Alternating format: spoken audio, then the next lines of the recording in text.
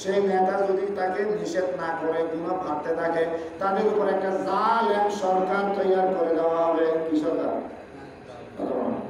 জালেম সরকার তৈরি করে দেবে। সেটা কাদের কারণে?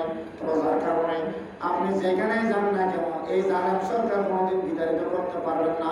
একজনকে তাড়াইছেন, আরেকজন এসেছে, সে চাইলে পরে আরেকজনও আসবে। আল্লাহ নবীর হাদিস মতে আগে সূত্রাইতে হবে আমাদেরকে। ঠিক না?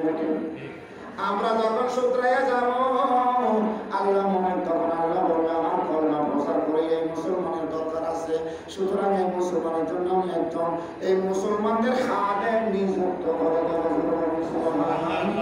সেই খাদেম পাওয়া যাবে কোথায়? আহলে সুন্নাত ওয়াল জামাত ছাড়া এই জনগণের খেদমতগার আর কোথাও পাওয়া যাবে? আল্লাহ কবুল করুন। আমিন।